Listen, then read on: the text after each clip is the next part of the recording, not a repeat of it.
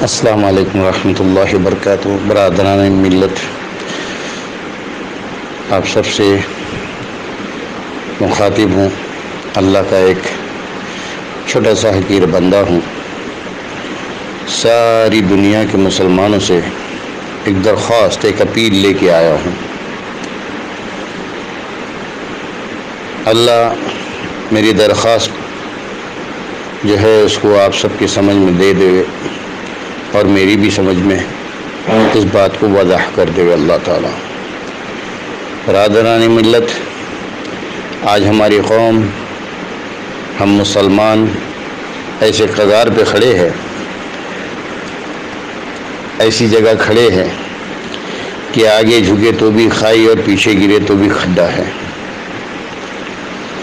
इस वक्त हमको बहुत ही एहतियात के साथ संभलना है, बहुत ही एहतियात के साथ हमको अपना जो है फैसला करना है।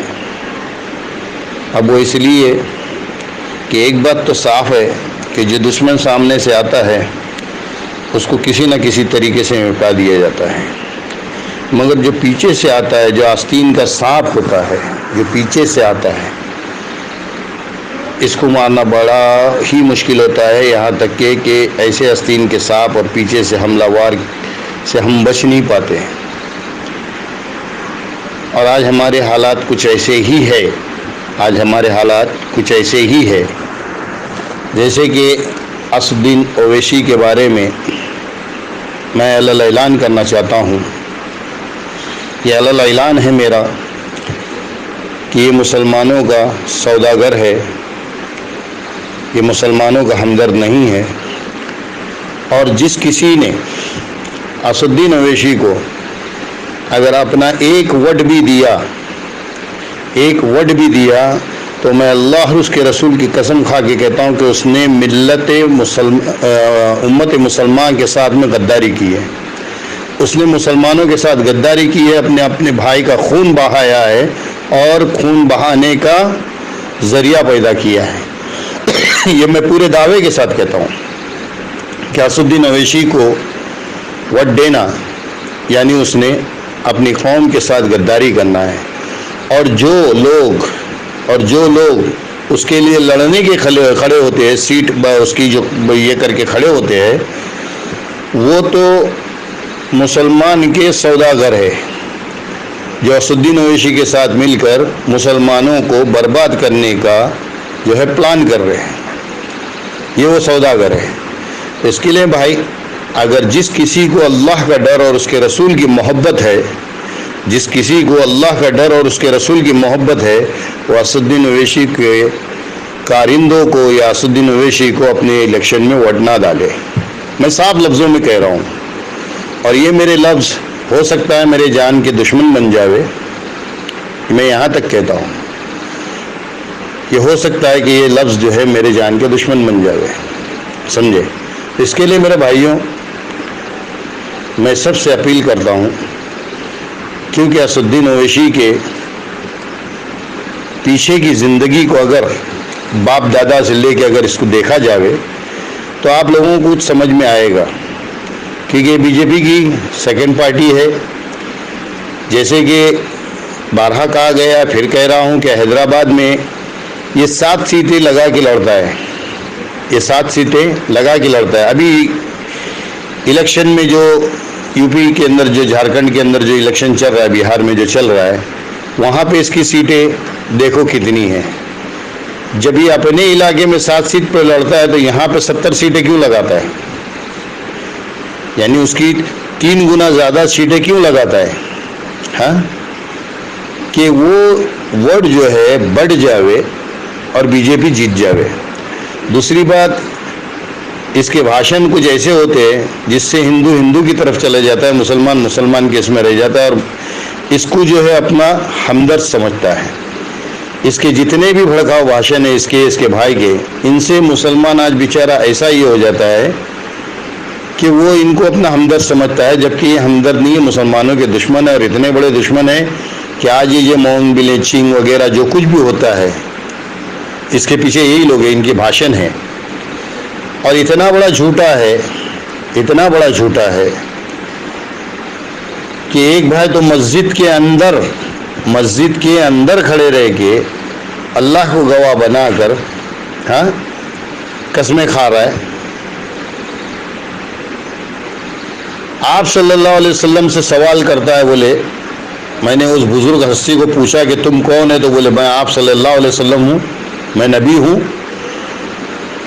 तो ये नबी को नहीं पहचाना और हॉस्पिटल में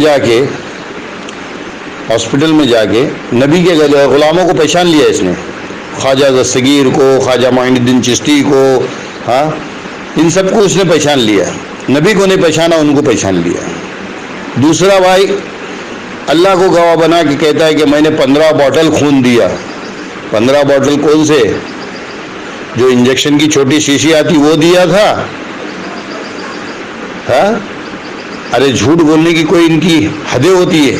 ये झूठ बोलने में माहिर, इतने बड़े उस्ताद है कि अल्लाह इनसे और इनकी नस्लों से उम्मत मुसलमान की हिफाजत करे। इतने बड़े झूठे हैं कि अल्लाह इनकी नस्लों से जो है मुसलमान की हिफाजत करे। ये कब्र की ज़मीन बेच के खाने वाले, मस्जिद की ज़मीन बेच के खाने वाले हैं। और हैदराबाद का इतिहास उठा के देख लो, इनके बाप दादा क्या थे जिनको लैंड ग्रैबर का नाम दिया गया है।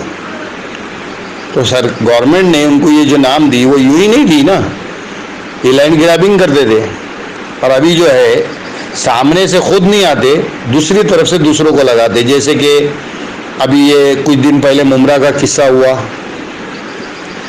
और जब से ये हैदराबाद में इनकी पार्टी थोड़ी सी जोर पे आई है, तब से इनका एक प्यादा है जो इनके पीछे दुम हिलाते रहता है, जिसका नाम शहबाज है। शहबाज वो लैंड ग्रैबिंग का इनके इसमें आड़ में जो है काम करता है। और जब ऐसी कुछ बात आती है तो बोले हमारा उससे कोई ताल्लुक नहीं है, हमारा उससे कोई लेन देन नहीं है। और जबकि उसको शह देने वाले यही लोग हैं, क्योंकि इनको लैंड ग्रैबिंग करके आज यहाँ तक पहुँचे हैं कि आज ये 50,000 करोड़ की भी बोलते हम लोग। ये है एक भाई उसका बोल रहा था ना, आज हमारी पार्टी जो है 20,000 करोड़ की है, 50,000 करोड़ की है।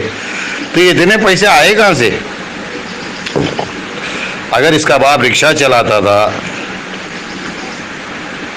अगर गरीब परिस्थिति में था इसका दादा, इसका बाप, तो इनके पास इतने पैसे आए कहाँ से? इसकी इंक्वायरी क्यों नहीं हुई? क्यों नहीं करे गवर्नमेंट इनकी इंक्वायरी? दूसरों की इंक्वायरियाँ हो रही है, इनकी क्यों नहीं हो रही है? इससे साफ जाहिर है कि ये बीजेपी की बी टीम है। ये जो कुछ भी करेगी वो नज़रअंदाज किया जाएगा। और दूसरी बात कि इनके भाषणों से मुसलमानों को हमेशा नुकसान पहुंचा है, फ़ायदा नहीं पहुंचा है। ये जो इनके जो किराए के ख़रीदे हुए कुछ लोग होते हैं जो इनके भाषणों में नारे तकबीर वगैरह के जो नारे लगाते हैं, तो उसकी वजह से बेचारा दूसरा जो एक सीधा साधा मुसलमान है वो बेचारा इनके इसमें धोखे में आ जाता है और ये करता है। तो मैं तो अल्लाह का वास्ता आप लोगों को दूंगा, उसके रसूल का वास्ता दूंगा कि ऐसे आदमी को अपना वोट दे के अपनी जान खतरे में ना डाले, अपने भाइयों की जान खतरे में ना डाले, अपने कौम की जान जो है खतरे में ना डाले।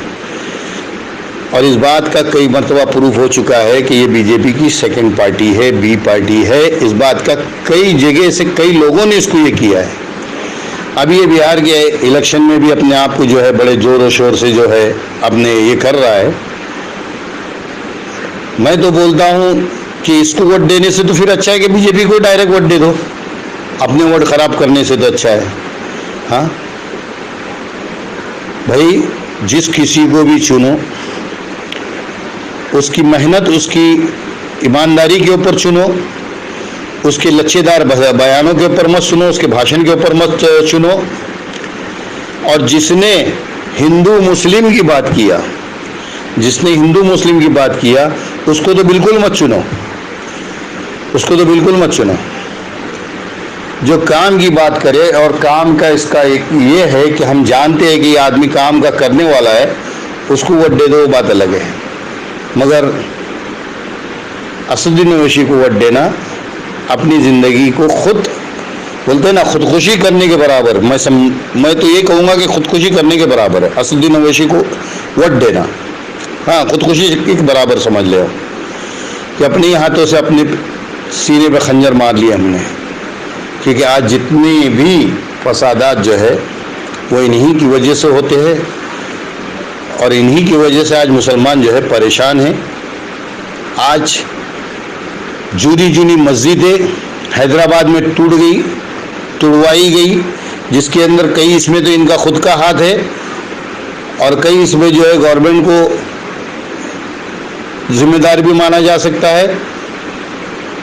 तो ये जब अपने घर की हिफाजत नहीं कर सकते तो बाहर की क्या हिफाजत करेंगे, देश की क्या हिफाजत करेंगे जब अपने घर के अंदर नहीं कर सकते। इनके घरों के अंदर कई लोग ऐसे जो है हैदराबाद के अंदर जो है रोटी रोटी को तरस के मर गए, हॉस्पिटलों के अंदर सैलाब बह रहा है। हाँ, कैसे कैसे हैदराबाद के ये आए, अभी बीच में इसमें भी बारिश के इसमें भी कैसे कैसे इसके ये आए हैदराबाद के। जूनी सिटी जिसको पुरानी सिटी कहते हैं, आज उस पुरानी सिटी के अंदर ये रह के पैसे बना लिए।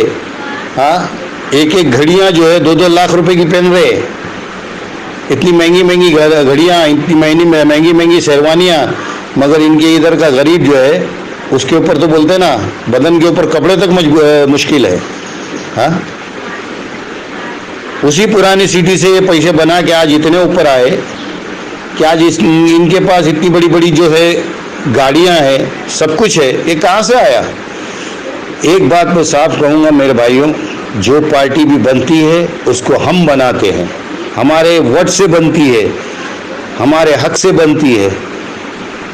आज बनाने का बना तो देते हैं हम, मगर ये हमसे गद्दारी कर जाती है। तो इसके लिए इस पार्टी को उठाना या अपनी कौम के साथ नाइंसाफ़ी करना है। मेरे इलाके में लगता है कि असदुद्दीन ओवैसी बहुत अच्छा है, मगर इसको अगर मेरे इलाके में मैंने उठा दिया तो दूसरे इलाके के मुसलमानों के साथ में गद्दारी हो रही है, उनके साथ में तकलीफ़ें हो रही है। इस बात को मेरे थोड़ा ध्यान से तवज्जो से सोचे समझे। बात लंबी हो जा रही है, इसके लिए माफ़ी चाहता हूँ। इस बात को ध्यान और तवज्जो से सोचे और फिर इंशाअल्लाह अपना फ़ैसला सोच समझ के करें। जज़ाकल्लाह, अस्सलामु अलैकुम।